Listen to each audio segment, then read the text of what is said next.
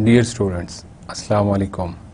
Today's topic is component-based software engineering. Before starting today's topic, we recap the last lecture. In our last lecture, we were discussing about software reuse, and particularly we discussed about COTS product reuse. COTS stand for commercial off-the-shelf products. We discussed some key benefits of COTS product reuse, like we can shorten the development time or deployment time to come up with a new system, and similarly, if we are not concerned with the maintenance of the COTS, like update of the product that is already in the market and supplied by the vendor, so in that case we are not we should have no worry about the product updates. And similarly, we are not interested in the internal details, and we just using products by their interfaces, and by using such products we are also can focus on the core business or the core activity of the business rather than the technical details of the product. But similarly, we also have some problems with the COTS product reuse. What kind of problems? That are again interlinked with the benefits. Like I said that we shouldn't be worried about the support of the product, but suppose vendor is out of the market for some reason, vendor left the business, or some other organization takes up that specific product, and they just announce to stop that specific product or stop the support for that specific product. And similarly, if we don't have access to the source code, then definitely we have limited options to update or to manage our system. And with the passage of time, when changes occur, when we need update in the system, so our maintenance cost in other terms will be increased, because we have to manage our system and we don't have access to the source code of the product. And obviously there are always option of open source. We may use open source, but again there are some different kind of problem with the open source application or open source system. Just as an example, limited documentation. And then documentation is quite important in the maintenance of any product or application. So there are different problems with the COTS product reuse, but still organizations or businesses go for COTS product. Now, two broad categories of the COTS product are COTS solution systems, and the second one is COTS integrated systems. And COTS solution systems are the standalone products or application or software, like most of the desktop softwares are the example of solution systems, and they are like generic products or the products that fulfills the generic requirement of the different customers. And similarly, server products are also kind of solution systems, and one major type of the COTS solution system is ERP systems. And ERP systems are large scale system for the large scale organization. ERP systems focus on the key business activities of the organizations. And we also discuss the architecture in general of any ERP system. We have different key modules, and that modules represent or fulfills the requirements or the functionality of some specific department or unit within the organization. And then we have kind of business process that is associated with the modules. And third layer is about the business rules, and business rules are the general rules that are applicable within the organization, and finally we have the database layer, where we manage all the data and we avoid the redundancy of the data, and we apply those business rules on that data. So in that way we can actually effectively manage the data within the organization. So when we talk about the ERP system, similarly, as we said that there are problem with the COTS product, we also have limitation of reuse in ERP systems. And what kind of these limitations? First of all, we need to understand the requirements, organizational requirements, and then we need to change those requirements, or manage those requirements in a way that it can actually sync with the ERP system or the solution, because ERP are for general purpose, are general key business processes. So if we have some specific requirements, we have to modify or change those requirements. And similarly, quite possible that we have a conflict of concepts, business concepts, and the concepts or the language of the system. So it is like very simple example. If we have ERP system, so in ERP system we have the term of customer, but when we deploy this system for the university, now in university the concept customer is somehow difficult to define, because student is one type of the possible customers of the university, but some other funding agencies and other partner universities can also be the sort of customers for the university, for the institute. So we need to adjust it, that how we are going to use the system language or system configuration language concepts in our business domain. So similarly, we may have the limitation of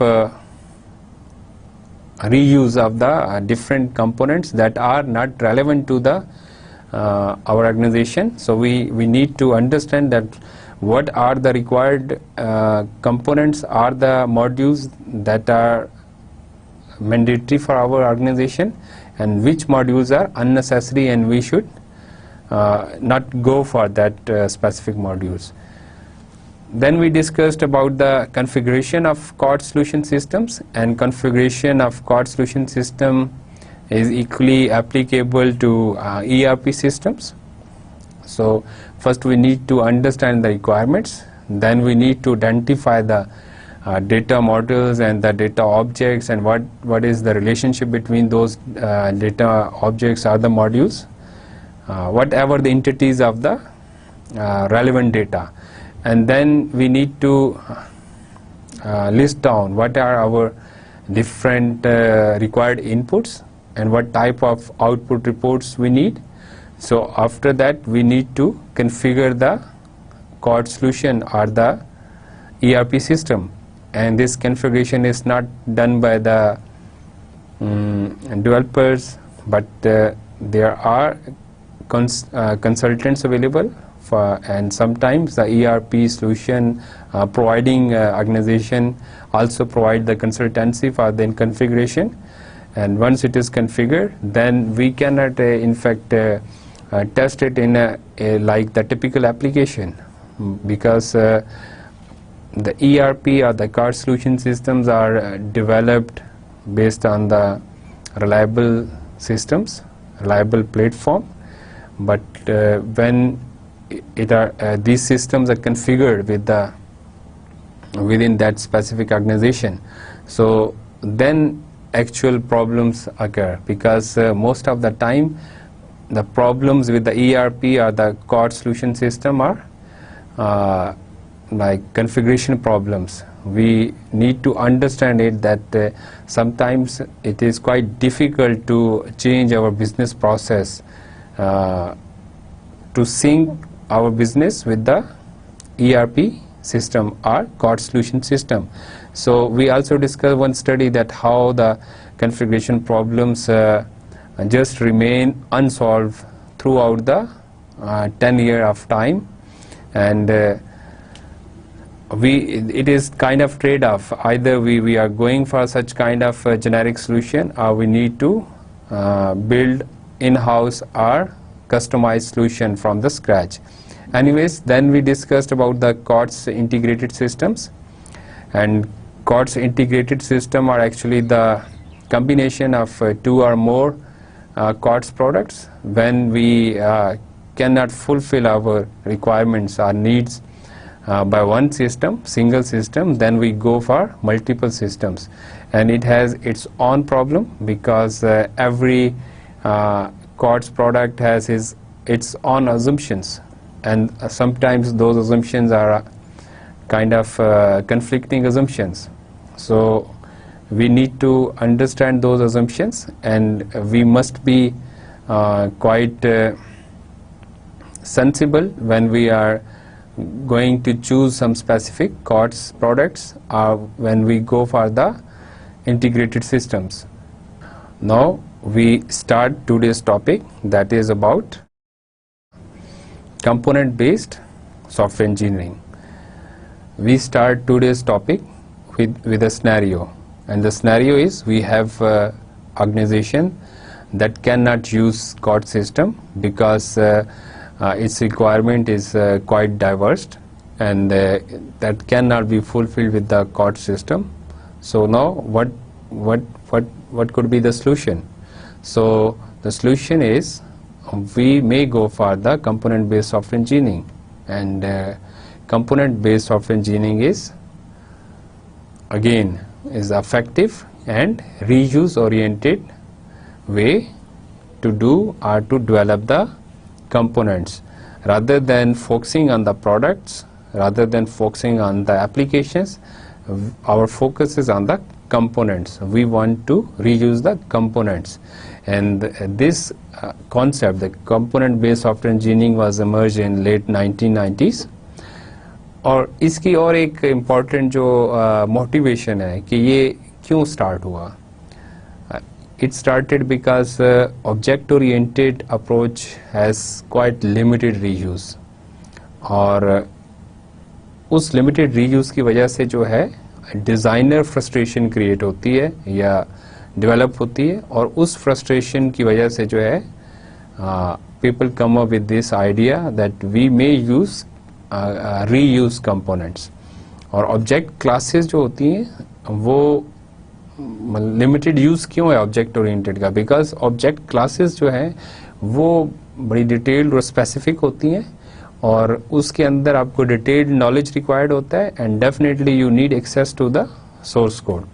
अगर source code पे access नहीं है, अगर detailed knowledge नहीं है, तो इतने micro level के ऊपर क्लास को यूज़ करना जो है वो एक अपनी जगह पे एक प्रॉब्लम है. इसीलिए इस लिमिटेड जो रीयूज़ का जो प्रॉब्लम था, इसको ओवरकम करने के लिए कंपोनेंट बेस्ड सॉफ्टवेयर इंजीनियरिंग की तरफ गए, और एक और सिनेरियो या एक और पॉसिबल प्रॉब्लम देखें ऑब्जेक्ट ओरिएंटेड के अंदर, कि अगर आप ऑब्जेक्ट्स को या क्लासेस को as a individual reusable components कह लें या यूनिट कह लें, अगर आप उसको सेल करना चाहें, डिस्ट्रीब्यूट करना चाहें, तो इट्स प्रैक्टिकली इम्पॉसिबल.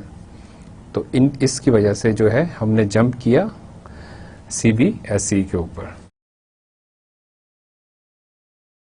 जब हम कंपोनेंट बेस्ड सॉफ्टवेयर इंजीनियरिंग कहते हैं तो what does mean by components? तो कंपोनेंट्स क्या है? Component basically higher level abstraction देते हैं as compare to objects are classes. तो कंपोनेंट्स थोड़ा सा ऊपर की लेवल की चीज़ है, और फिर इसके अंदर क्या होता है कि components are defined by their interfaces and their implementation details are hidden. Again के जो सोर्स कोड है, जो इम्प्लीमेंटेशन डिटेल है, उसके साथ आपका कंसर्न नहीं है. Your concern is with component interface. और CBSE प्रोसेस जो है, अगर हम कंपोनेंट बेस्ड सॉफ्टवेयर इंजीनियरिंग कहें, तो ये जो it is a process of defining, implementing, integrating और composing loosely coupled independent components into systems. कि डिफरेंट कंपोनेंट्स लें आप, पहले आप देखें, डिफाइन करें, अगर आपके पास ऑलरेडी कंपोनेंट नहीं है, इम्प्लीमेंट करें, उनको इंटीग्रेट करें और फिर सिस्टम को आप डिप्लॉय करें। तो अक्सर क्या होता है कि सॉफ्टवेयर सिस्टम जो होते हैं they are large and complex, और जो यूजर्स होते हैं, जो कस्टमर्स होते हैं, वो क्या चाहते हैं, वो तो एक तो ये होता है कि सिस्टम रिलायबल हो, सॉफ्टवेयर रिलायबल हो, और दूसरा जो है टाइम कॉन्स्टेंट्स होते हैं मोस्ट ऑफ द टाइम के क्विक जो डिलीवरी या डिप्लॉयमेंट जो होनी चाहिए। तो जब इतने बड़े बड़े सिस्टम्स, कम्प्लेक्स सिस्टम्स बनाएंगे तो फिर हर एक कंपोनेंट को खुद से बनाना, डेवलप करना और फिर उसको यूज़ करना, तो इसीलिए रीयूज़ का कॉन्सेप्ट आया कि कंपोनेंट्स ऑलरेडी अवेलेबल हो और उनको यूज़ करते हुए, अपनी रिक्वायरमेंट्स को देखते हुए आप उसको जो है सिस्टम जो डिप्लॉयमेंट टाइम है या डेवलपमेंट टाइम है उसको शॉर्टन कर सकते हैं।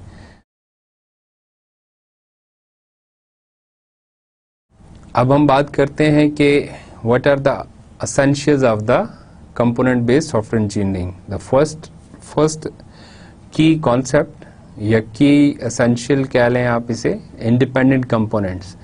कि सबसे पहले तो आपको इंडिपेंडेंट कंपोनेंट्स चाहिए। The components that are defined are specified by their interfaces. और डेफिनेटली जो पहले भी हमने कहा कि जो इम्प्लीमेंटेशन डिटेल है वो हिडन होगी और सिर्फ थ्रू इंटरफेस जो है आपको उसकी फंक्शनैलिटी अवेलेबल होगी। तो क्लियर सेपरेशन होनी चाहिए बिटवीन इंटरफेस एंड इम्प्लीमेंटेशन। और इसका एडवांटेज क्या होगा कि अगर इम्प्लीमेंटेशन जो है वो सेपरेट है इंटरफेस से, तो इम्प्लीमेंटेशन को क्या किया जा सकता है, चेंज भी किया जा सकता है, रिप्लेस भी किया जा सकता है, अनटिल अनलेस कि आपका इंटरफेस जो है वो सेम रहना चाहिए। और इसी तरह से एक और एसेंशियल इन CBSE, या इसको कॉन्सेप्ट कह लें या फैक्टर कह लें, that is component standards. When we develop components for reuse we must adopt और follow the some specific standard. अगर कोई स्पेसिफिक स्टैंडर्ड नहीं होगा, हर बंदा अपनी मर्जी से जो है वो कंपोनेंट्स बनाएगा विदाउट एनी स्टैंडर्ड, कह लें कि गाइडलाइन और स्पेसिफिकेशन और प्रैक्टिसेस, तो फिर क्या होगा, फिर कंपैटिबिलिटी के इश्यूज होंगे, प्रॉब्लम होंगे। तो एनीवेज जब कंपोनेंट किसी स्टैंडर्ड मॉडल को, किसी स्टैंडर्ड को फॉलो करते हुए डेवलप किया जाएगा तो definitely it would help us in integration. ये इंटीग्रेशन को फैसिलिटेट करेगा। एंड सेकेंडली देखें, कंपोनेंट्स जो हैं वो डिफरेंट लैंग्वेजेस के अंदर लिखे जाते हैं, डिफरेंट लैंग्वेजेस के लिए लिखे जाते हैं। और अगर इम्प्लीमेंटेशन डिटेल हिडन है तो फिर अगेन इंटरफेस जो है वो अवेलेबल है, उसके थ्रू आप क्या कर सकते हैं, आप उसको एक्सेस कर सकते हैं। तो बहरहाल डिफरेंट लैंग्वेजेस के लिए अपने स्टैंडर्ड्स हैं और उन लैंग्वेजेस के अंदर आप कंपोनेंट डेवलपमेंट कर सकते हैं। और फिर इसी तरह से थर्ड इम्पॉर्टेंट जो इसके अंदर कॉन्सेप्ट है that is middleware. And what is middleware? Middleware जो है कंपोनेंट बेस्ड, जब हम सिस्टम डेवलपमेंट की बात कर रहे हैं या सॉफ्टवेयर इंजीनियरिंग की बात कर रहे हैं और हमने कंपोनेंट्स को जो है इंटीग्रेट करना है, तो definitely we need some sort of communication channel. तो जो मिडलवेयर्स होते हैं वो हमें ये फैसिलिटी प्रोवाइड करते हैं, they support us for the component integration. और जो लो लेवल जो इश्यूज हैं ये कम्युनिकेशन से रिलेटेड, इंटीग्रेशन से रिलेटेड, उसको एफिशिएंटली डील करते हैं मिडलवेयर्स के थ्रू। और फिर इसी तरह से डेवलपमेंट प्रोसेस जो है, we need to customise our development process whenever we are dealing with reuse concept of the components. तो हमें डेफिनेटली उसको कस्टमाइज करना होगा। ट्रेडिशनल डेवलपमेंट सिस्टम प्रोसेस जो है वो नहीं चलेगा, उसके अंदर कुछ स्पेसिफिक एक्टिविटीज होंगी, कुछ चेंजेस होंगी जो कि उस कंपोनेंट के रीयूज को सपोर्ट करें।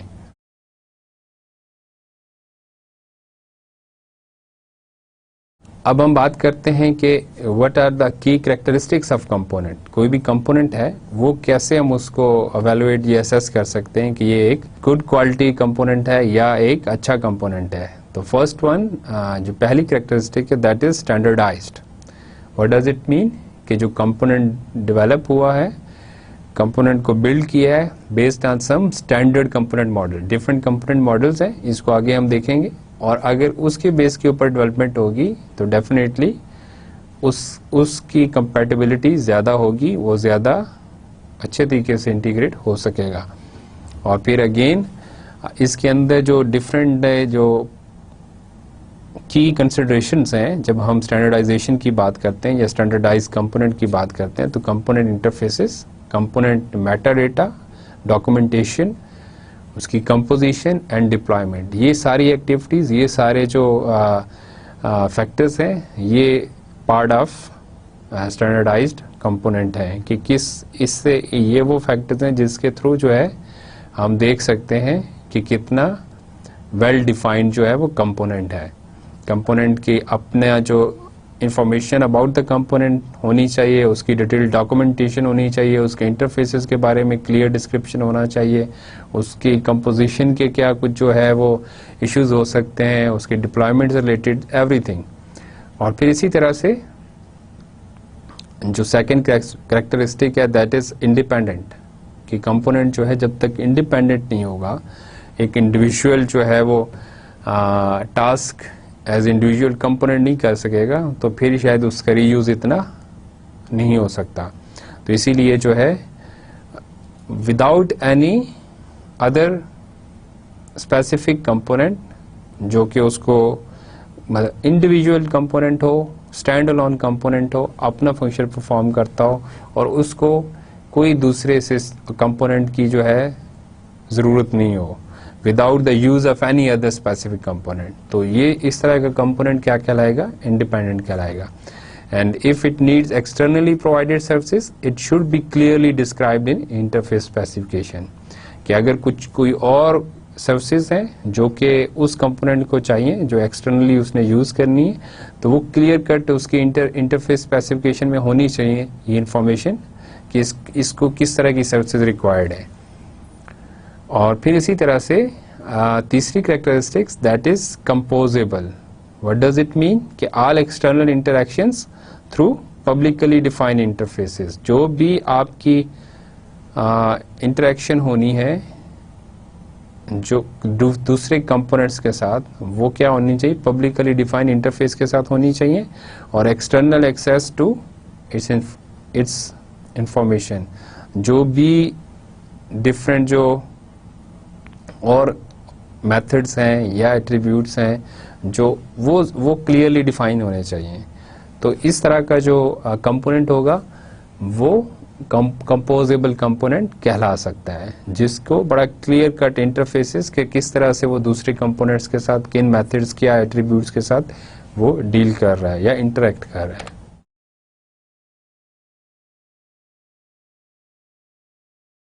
इसी तरह से एक और characteristic that is deployable. Component should be deployable, self content component होना चाहिए, स्टैंड अलोन जो है एंटिटी होनी चाहिए, और वो कंपोनेंट प्लेटफॉर्म के ऊपर ज़्यादा ईजली या ज़्यादा एफिशिएंटली जो है डिप्लॉय होगा।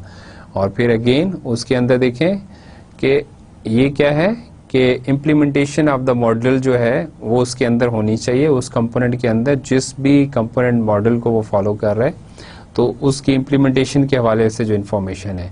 और आमतौर पे ये क्या होता है, it should be of binary nature, कि इसको कंपाइल करने की ज़रूरत नहीं हो बिफोर डिप्लॉयमेंट, डायरेक्टली आप इसको क्या कर सकें, डिप्लॉय कर सकें। और ये भी हो सकता है कि वो कंपोनेंट जो है एज ए सर्विस यूज़ हो रहा हो, तो फिर क्या होना चाहिए, ये किसी सर्विस प्रोवाइडर के थ्रू, कोई डेवलपर इसको वो नहीं करेगा। सर्विस के केस के अंदर क्या होता है, you are getting services from some service provider, और वो सर्विस प्रोवाइडर इसको डिप्लॉय करेगा। और फिर इसी तरह से एक और की कैरेक्टरिस्टिक है कंपोनेंट की, दैट इज डॉक्यूमेंटेड, कि फुली डॉक्यूमेंटेड होना चाहिए। और उसके अंदर दो चीज़ें आती हैं कि syntax and semantics of component interface, उसका वैसे इन जनरल अपीयरेंस क्या सिंटैक्स है, किस तरह से है, और उसके सिमेंटिक्स क्या है, उसके मीनिंग क्या है, वो कैसे जो है वो उनको डील कर रहा है प्रोग्रामिंग लेवल के ऊपर। तो ये डिटेल जो है डॉक्यूमेंटेशन पे होनी चाहिए। और फिर अगेन जितनी अच्छी डॉक्यूमेंटेशन होगी उतना वो आपके लिए हेल्पफुल होगी। You may decide either this requirement fulfils your requirements और नॉट। तो कंपोनेंट जो है डिसीजन मेकिंग के अंदर अगर उसकी डॉक्यूमेंटेशन प्रॉपर है तो वो आपको हेल्प आउट करती है। अब हम बात करते हैं component as a service provider. और जब हम ये कहते हैं कि सिस्टम रिक्वायर्स ए सर्विस, तो फिर क्या करता है, it calls on a component to provide that service. और वो सर्विस देखिए, इसकी डिफरेंट एग्जांपल्स हैं कि वो कंपोनेंट बेसिकली आपके सिस्टम का पार्ट नहीं होता जब हम उसको सर्विस के तौर पे ट्रीट करते हैं, वो किसी और सिस्टम का पार्ट है। You just request the service और कॉल द कंपोनेंट और फिर वो सर्विस आपको अवेलेबल होती है। जैसे कोई सर्च सर्विस हो सकती है, जैसे डेटा कन्वर्जन सर्विस हो सकती है, जो कि आपको कोई दूसरा सर्विस प्रोवाइडर प्रोवाइड कर रहा है, और ये जो सर्विसेज हैं not the part of your system. और फिर अगेन इसके अंदर दो इम्पॉर्टेंट कैरेक्टरिस्टिक्स हैं जिसके ऊपर हमारा फोकस होना चाहिए। The first one is component as independent executable entity that is defined by interfaces. Again इस डिटेल में हमने नहीं जाना कि सोर्स कोड क्या है, इम्प्लीमेंटेशन क्या है। We have no need to know about all the source level details. Source code जो उसकी बात कर रहा हूँ, और क्या है, it can be referenced as an external service or directly included in a program के बस जस्ट आप उसको कॉल करें और वो सर्विस आपको अवेलेबल होनी चाहिए। और फिर इसी तरह से सेकंड जो एक कैरेक्टरिस्टिक्स है, that are services are made available through an interface. जो भी इंटरेक्शंस हैं आपकी वो इंटरफेस के थ्रू होंगी। और इंटरफेस कैसे प्रोवाइड होगा, इंटरफेस जो है it is expressed in the form of parameterized operations. Different methods होंगे, उन मेथड्स के क्या रिक्वायर्ड पैरामीटर्स हैं, क्या उनकी टाइप्स हैं। और फिर अगेन इंटरनल स्टेट जो है that should be not exposed, तो वो उसको हमने एक्सपोज नहीं करना, हमने सिर्फ इंटरफेस के थ्रू उसको अवेल करना है। अब हम बात करते हैं कंपोनेंट इंटरफेसेस की। कंपोनेंट की क्या दो मेजर इंटरफेसेस हैं या दो टाइप्स हैं इंटरफेसेस की। The first one is provides interface and the second one is requireds interface. Provides interface क्या है कि वो क्या आपको सर्विसेज प्रोवाइड कर रहा है, ठीक है। इंटरफेस इसी से बड़े क्लियर कट मीनिंग है कि जो आउटपुट आपको दे रहा है, जो रिजल्ट्स दे रहा है, और ये क्या है, it is a sort of component API है। और फिर इसके अंदर वो मेथड्स हैं जो कि यूज कर किए जा सकते हैं, कॉल किए जा सकते हैं बाय यूजर। और फिर अगेन जब इसको हम डायग्राम के ऊपर रिप्रेजेंट करते हैं, जो यूएमएल कंपोनेंट डायग्राम है, तो उसके अंदर जो प्रोवाइड इंटरफेस होता है that is indicated with circle. Circle के साथ उसको रिप्रेजेंट करते हैं। और जब रिक्वायर्स इंटरफेस की बात करते हैं तो रिक्वायर्स का मतलब क्या है कि service must be provided by other components, जो उसको कुछ पैरामीटर्स, कुछ इनपुट, इस तरह की जो सर्विसेज रिक्वायर्ड है दूसरे कंपोनेंट से, that is part of the requires interface. और फिर अगेन इसके अंदर जो है it does not compromise the independence और डिप्लॉयबिलिटी ऑफ ए कंपोनेंट। ऐसा नहीं है कि अगेन ये इसको हमने पहले डिस्कस कर लिया कि कंपोनेंट जो है वो स्टैंड अलोन होना चाहिए, सेल्फ कंटेंट होना चाहिए, डिपेंडेंसी दूसरों पे नहीं होनी चाहिए। लेकिन अगर उसको कोई दूसरी सर्विसेज रिक्वायर्ड हैं तो वो क्लियरली जो है डिस्क्राइब होनी चाहिए इंटरफेस स्पेसिफिकेशन के अंदर। और फिर अगेन अगर इसको हम रिप्रेजेंट करना चाहें यूएमएल कंपोनेंट डायग्राम के अंदर, तो it is represented with semi circle या हाफ सर्कल के थ्रू जो है इसको रिप्रेजेंट किया जाता है। इस स्लाइड के ऊपर देखें, ये पेज नंबर 457 से ली गई है, सॉफ्टवेयर इंजीनियरिंग आयन सोमोविली की जो बुक है।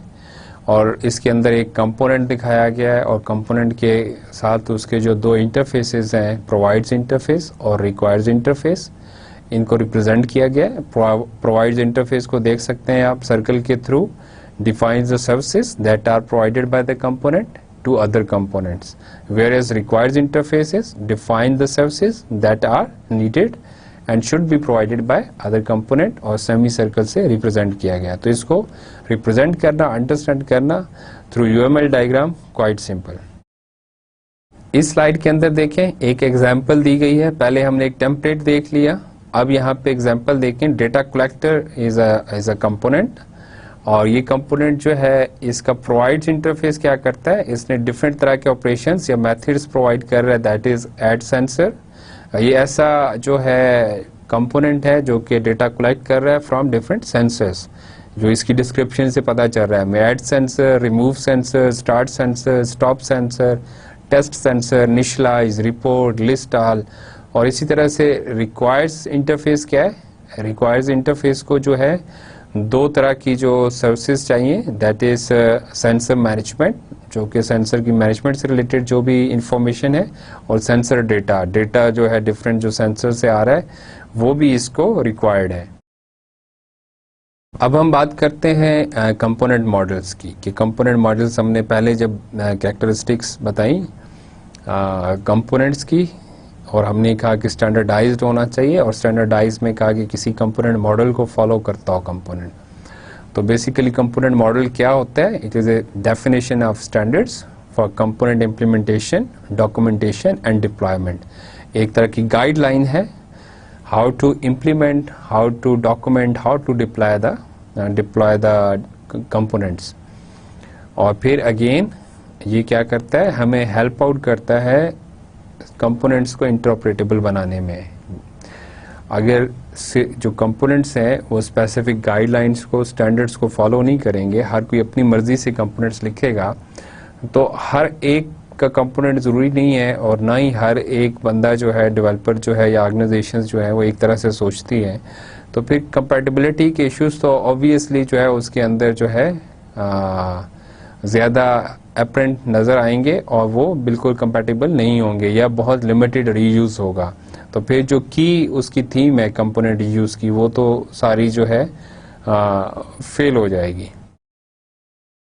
जो कंपोनेंट मॉडल्स होते हैं ये क्या करते हैं, हमें it's kind of providers of the component execution infrastructure. क्या इंफ्रास्ट्रक्चर होगा कंपोनेंट एग्जीक्यूशन का, किस तरह से वो आपस में कम्युनिकेट करेंगे, कैसे जो है कंपोजिशन होगी, तो ये आपको कंपोनेंट मॉडल्स जो है वो सपोर्ट प्रोवाइड करते हैं। और फिर इसकी एग्जांपल्स क्या हो सकती हैं, वेब सर्विसेज मॉडल है जो कि डिफरेंट वेब सर्विसेज को जो है उसकी बेस के ऊपर आप डिफाइन कर सकते हैं कंपोनेंट्स डिफरेंट वेब सर्विसेज के लिए। इसी तरह से इंटरप्राइज जावा बीन्स जो है ये इसके अपने कंपोनेंट्स हो सकते हैं इस मॉडल की बेस के ऊपर।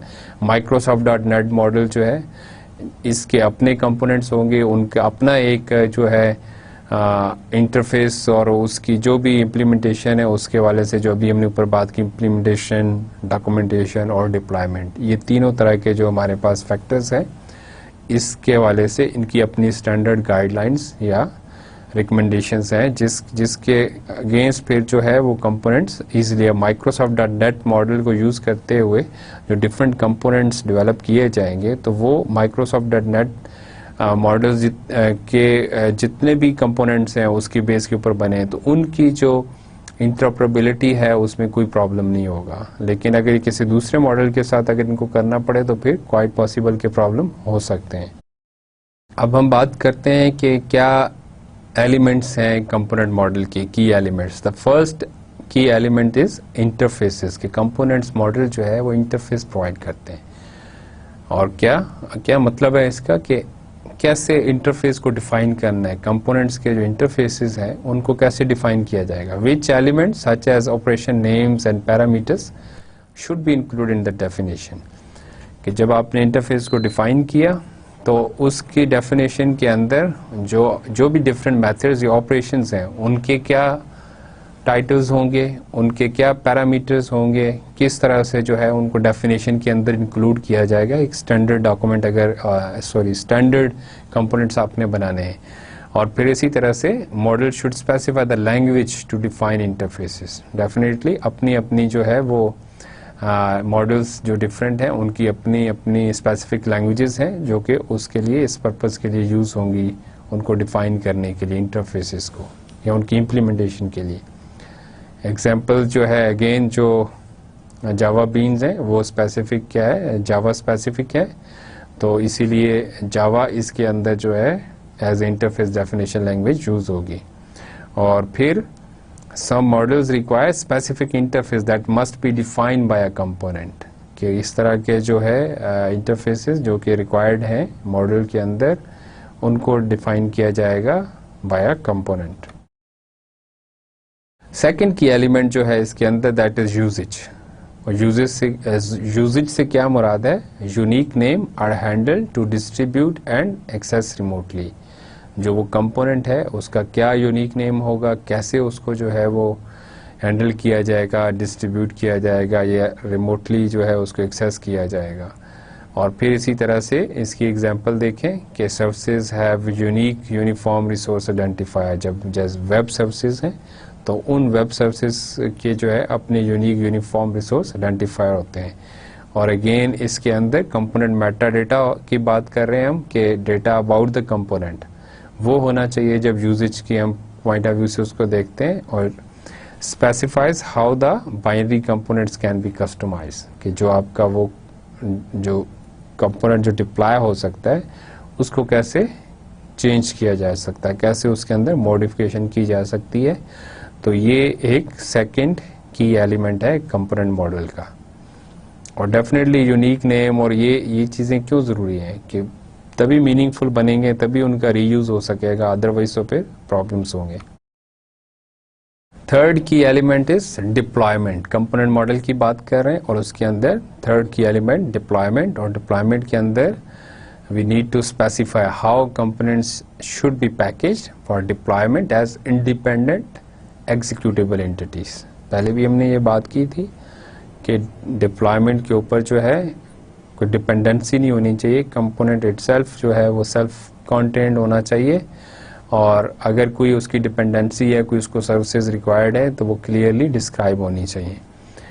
और अगेन कि उसको कंपाइल करने की भी ज़रूरत नहीं हो, वो एज इट इज़ जो है वो डिप्लॉय किया जा सकते हैं।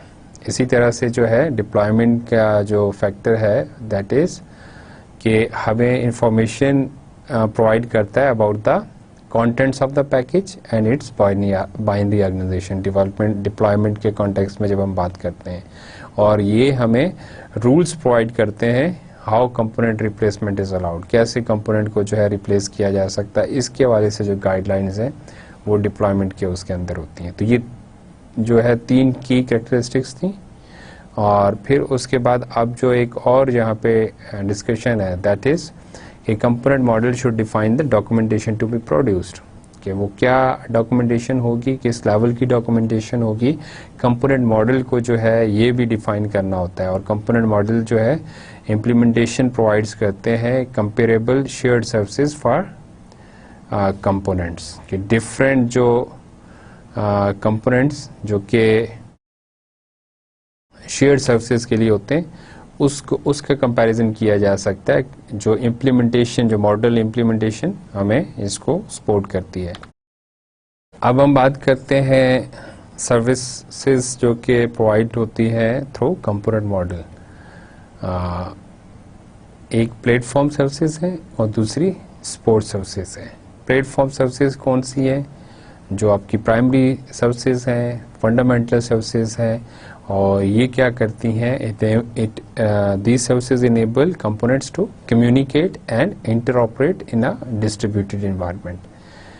तो उससे मतलब जो आपकी कम्युनिकेशन से रिलेटेड है, जो आपने डिस्ट्रीब्यूटेड इन्वायरमेंट के अंदर कैसे ऑपरेट करना है, वो जो सर्विसेज हैं प्लेटफॉर्म सर्विसेज कहलाती हैं।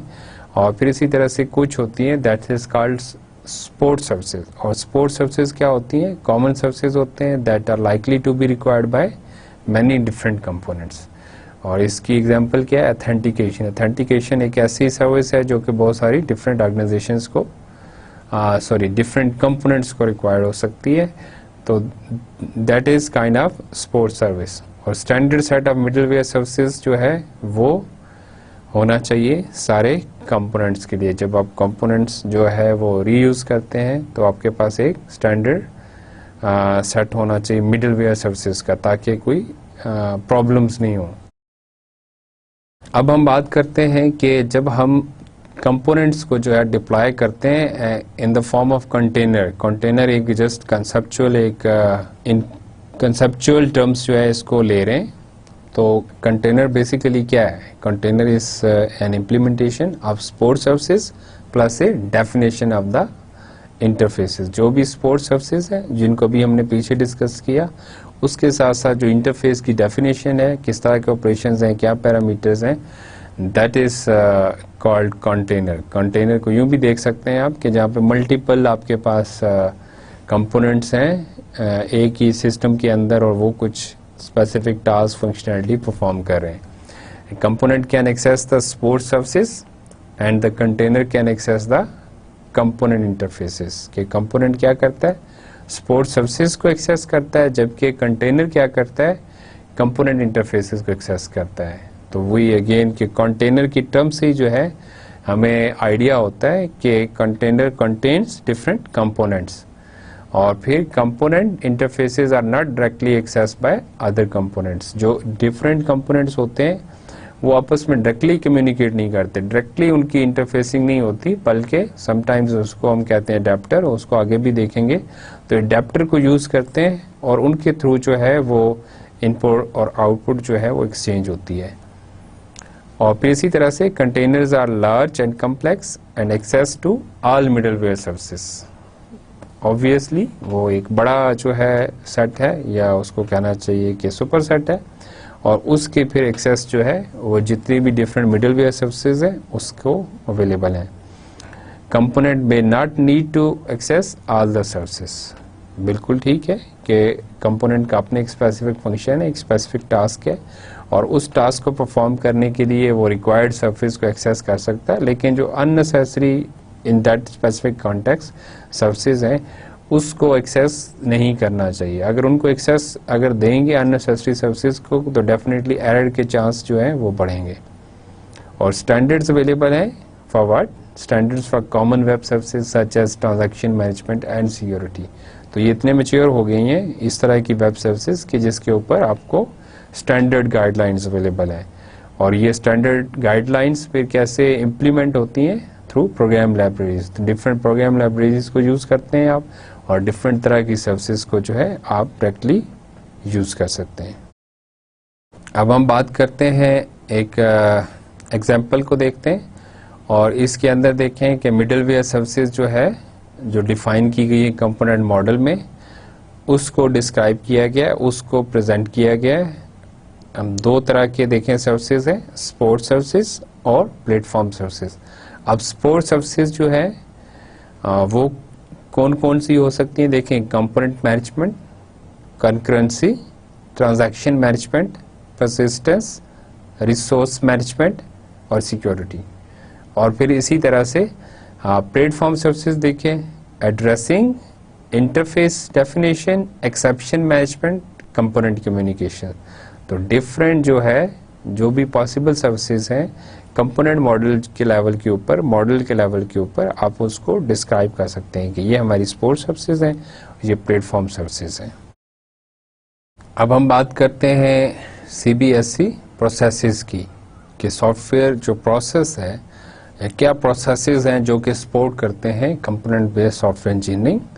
और इसके अंदर जो है we must understand and consider different possibilities of reuse, और उन डिफरेंट पॉसिबिलिटी ऑफ रीयूज को देखते हुए डिफरेंट प्रोसेस एक्टिविटीज जो है वो उसके अंदर ऐड की जा सकती हैं या चेंज की जा सकती हैं। जैसे कि मैंने स्टार्ट में कहा कि ट्रेडिशनल प्रोसेस जो है वो एज इट इज़ उसको हम फॉलो नहीं कर सकते, बल्कि जो इस तरह की डेवलपमेंट होगी जिसके अंदर कंपोनेंट रीयूज की बात हो रही है वो थोड़ी सी डिफरेंट होगी। और इसके अंदर देखें हाईएस्ट लेवल के ऊपर अगर आप देखें तो 2 डिफरेंट टाइप ऑफ प्रोसेसेस हैं। एक वो है जो कि डेवलपमेंट फॉर रीयूज से रिलेटेड है, और दूसरे कौन से हैं, डेवलपमेंट विद रीयूज। और डेवलपमेंट फॉर रीयूज क्या है कि आप ऑर्गेनाइजेशन के अंदर जो है इस तरह की डेवलपमेंट करें, इस तरह के कंपोनेंट्स बनाएं कि जो बाद में आप क्या करें उनको रीयूज कर सके। और डेफिनेटली इसके अंदर क्या है कि you must have good understanding और good knowledge of the components. कुछ क्या होगा कि आपके पास ऑलरेडी एग्जिस्टिंग जो है कंपोनेंट्स हैं उनको आप जो है मॉडिफाई करते हैं, अपडेट करते हैं और रीयूज करना चाह रहे हैं। तो इसमें फिर ऑब्वियस एक जो बात है that is you must have access to the source code, और वो सोर्स कोड को फिर आप क्या करें, चेंज करें और वो change should lead you to the generalization, कि पहले वो किसी स्पेसिफिक पर्पस के लिए बनाया गया है, अब अगर आपने उस स्पेसिफिक पर्पस से हट के उसको जनरल पर्पस बनाना है तो फिर डेफिनेटली उस कंपोनेंट के अंदर आपको चेंजेस करनी होगी। तो आपने उसको देखना होगा कि क्या उसके अंदर चेंजेस रिक्वायर्ड है। और फिर इसी तरह से जो दूसरा जो एक सॉफ्टवेयर प्रोसेस हो सकता है complete, that is software development with reuse.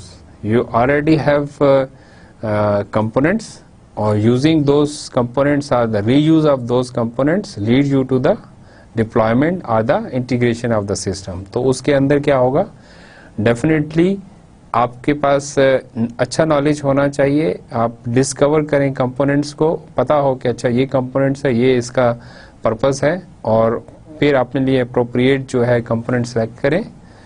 और इस केस के अंदर ज़रूरी नहीं है कि आपको कंपोनेंट के सोर्स कोड लेवल के ऊपर एक्सेस हो। अगर तो ओपन सोर्स कंपोनेंट्स हैं तो क्वाइट पॉसिबल कि आप जो है उसके सोर्स कोड को भी एक्सेस कर सकें, लेकिन अगर किसी और वेंडर के थ्रू प्रोप्राइटरी जो सॉफ्टवेयर हैं या कंपोनेंट्स हैं, वो फिर क्या होगा, सोर्स कोड अवेलेबल नहीं होगा। इस सारे सॉफ्टवेयर डेवलपमेंट प्रोसेस के अंदर 3 की एक्टिविटीज हैं जो कि कंपोनेंट एक्विजिशन, कंपोनेंट मैनेजमेंट और कंपोनेंट सर्टिफिकेशन कहलाती हैं। अब ये क्या है, कंपोनेंट एक्विजिशन क्या है, इसके मीनिंग से कन्वे हो रहा है कि it is a process to acquire the component. सबसे पहले तो आपको कंपोनेंट्स एक्वायर करने पड़ेंगे, चाहे आप डेवलपमेंट फॉर रीयूज कर रहे हैं या डेवलपमेंट विद रीयूज कर रहे हैं।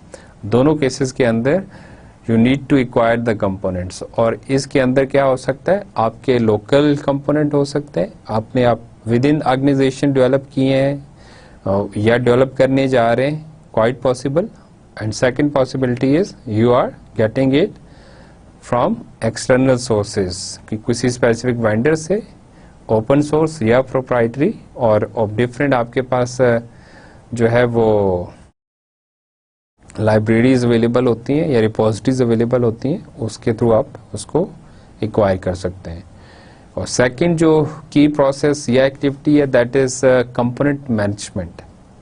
और कंपोनेंट मैनेजमेंट क्या है, you need to manage reusable components within the organization. जो भी अगर आप ऑर्गेनाइजेशन लेवल के ऊपर कंपोनेंट्स के साथ डील कर रहे हैं।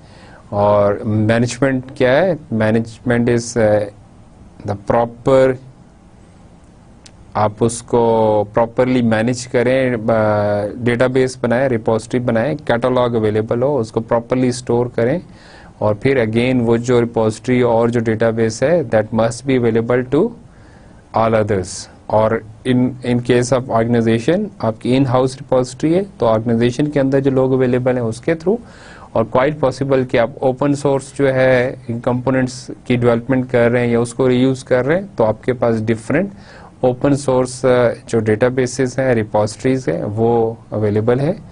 जैसे एक सोर्स फॉर्ज है, उसके नाम से जो है आप ओपन सोर्स कंपोनेंट्स वहाँ पे जाके सर्च कर सकते हैं और आपको अवेलेबल हैं।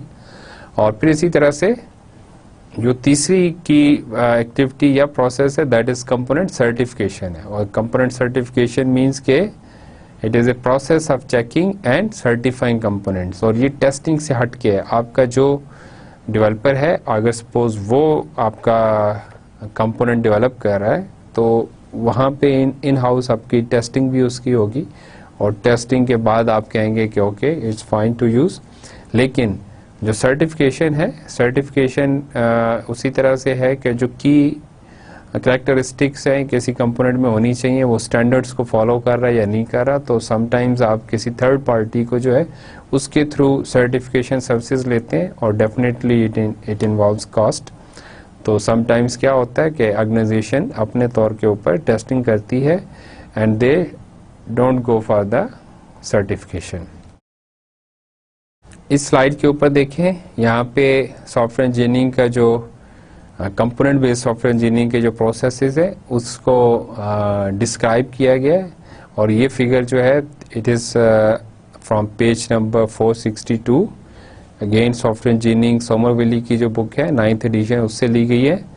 और लेफ्ट साइड के ऊपर देखें, आपके पास डोमेन एनालिस्ट है, या डिज़ाइनर्स हो सकते हैं, या इम्प्लीमेंटर्स हो सकते हैं, मेंटेनर हो सकते हैं, मार्केट एनालिस्ट हो सकते हैं, तो वो क्या करते हैं, they go for the SPSC for reuse, कि उन्होंने उस तरह से जो है कंपोनेंट डेवलप करने हैं, अपने इन हाउस जो है वो एक रिपोजिटरी बनानी है, तो फिर वो क्या करेंगे, कंपोनेंट मैनेजमेंट की तरफ जाएंगे।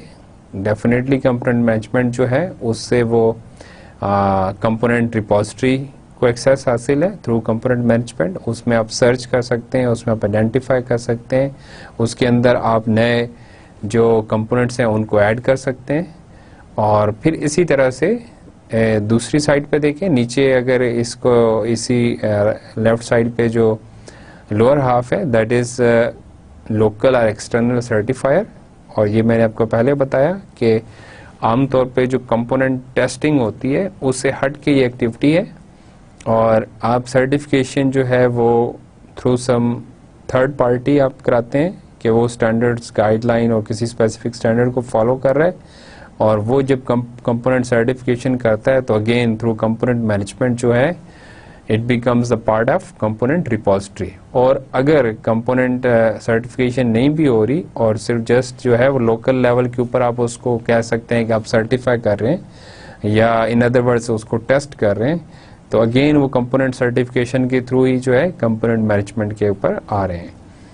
और अब अगर राइट साइड के ऊपर देखें, we have specifier, designer, integrator, maintainer.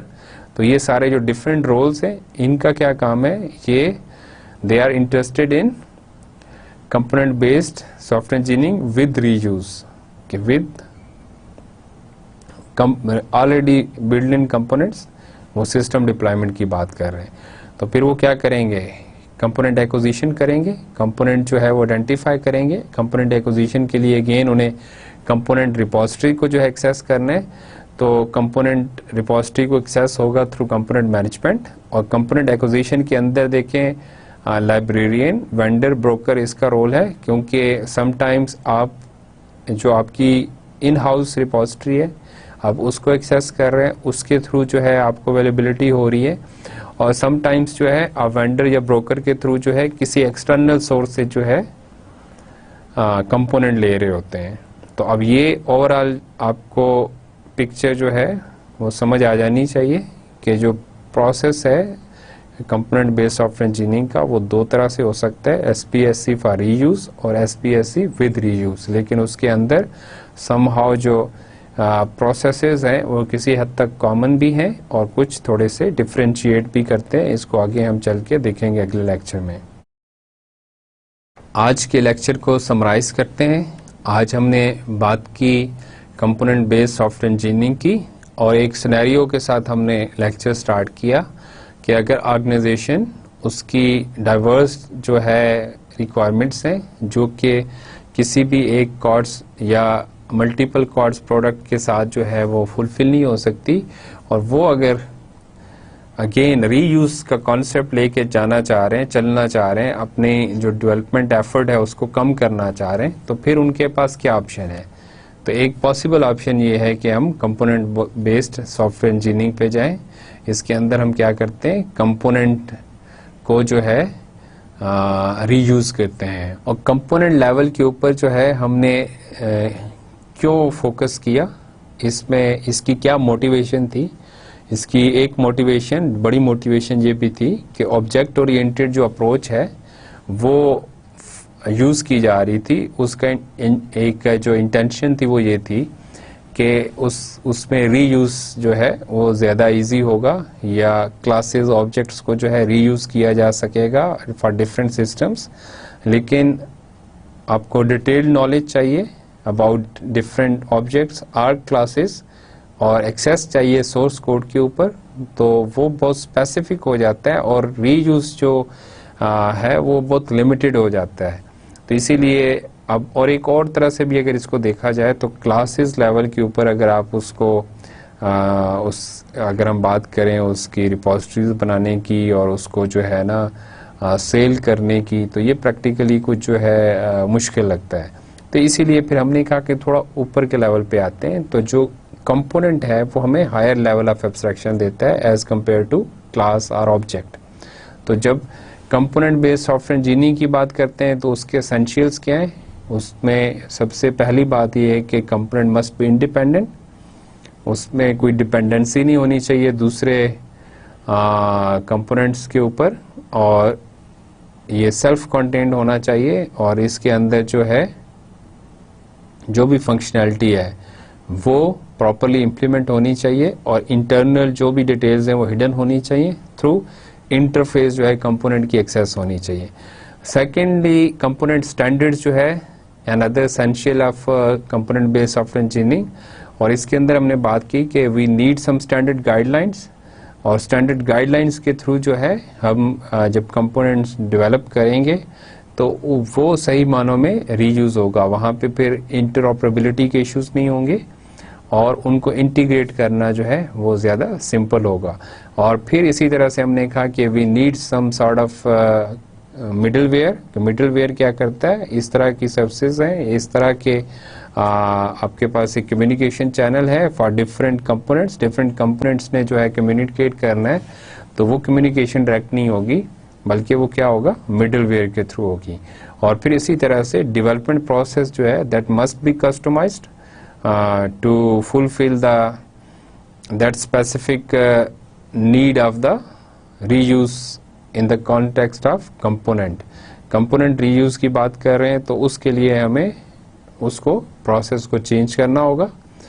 और फिर इसके बाद हमने डिस्कशन की कि क्या की कैरेक्टरिस्टिक्स हैं कंपोनेंट्स की। The first one is standardized, किसी स्पेसिफिक स्टैंडर्ड को फॉलो करते हुए, किसी स्टैंडर्ड मॉडल को फॉलो करते हुए कंपोनेंट मॉडल को वो डेवलप किया जाना चाहिए।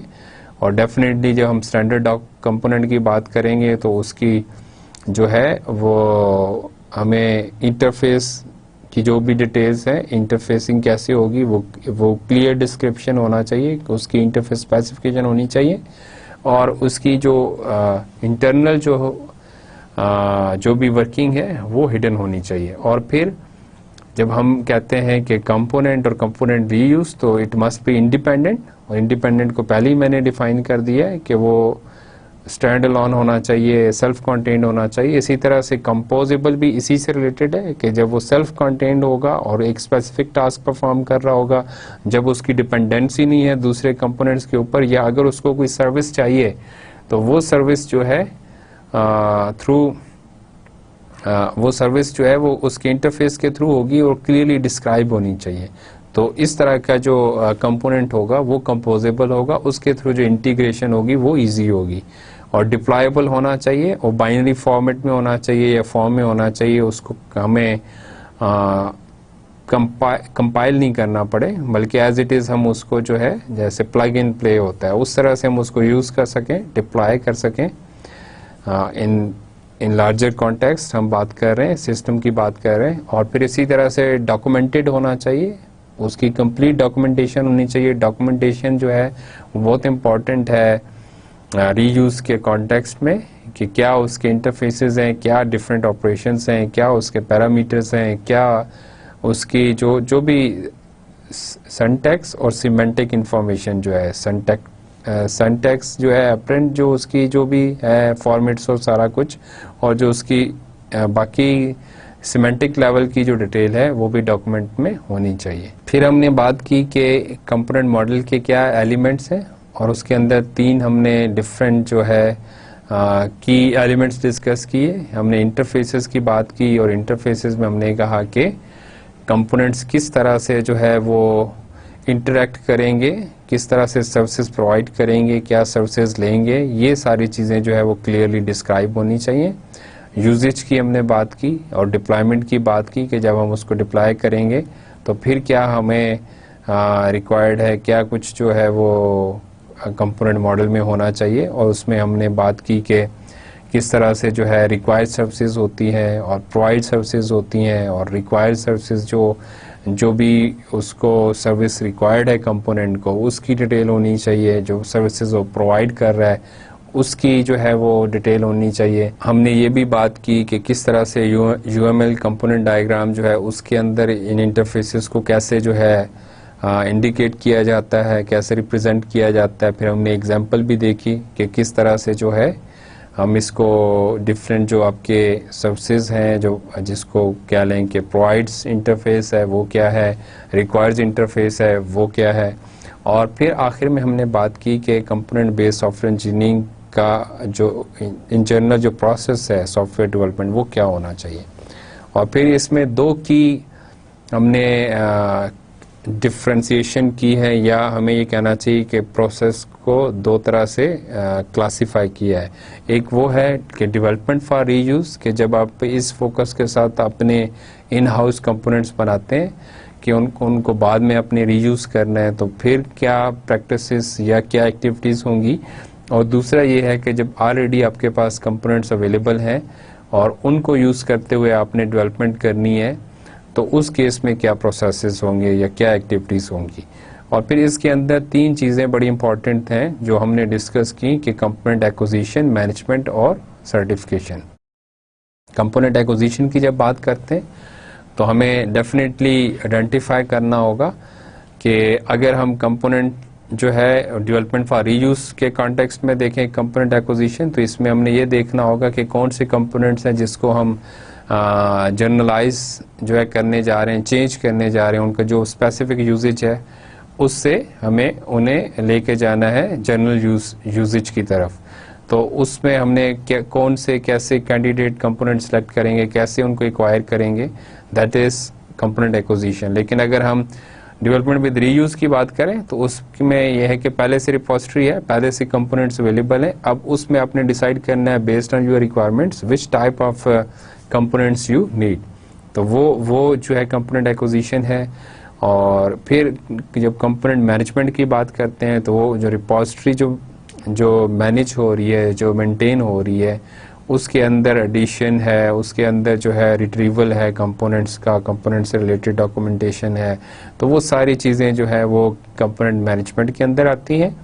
और फिर इसी तरह से हमने कंपोनेंट सर्टिफिकेशन की बात की, और इसमें हमने कहा कि जब कंपोनेंट हम डेवलप करते हैं तो आफ्टर द टेस्टिंग उसको हमें किसी और जो उसको सर्टिफायर कह रहे हैं, उसको थर्ड पार्टी कह रहे हैं, किसी और ऑर्गेनाइजेशन से हमें उसको सर्टिफाई कराना होता है कि it is developed according to some pre defined standards.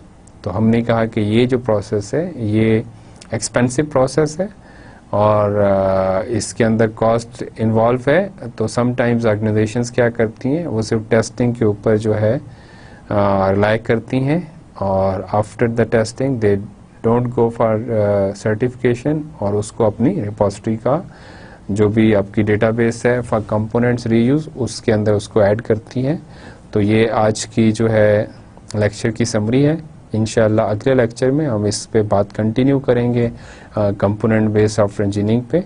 तब तक के लिए अल्लाह हाफिज़।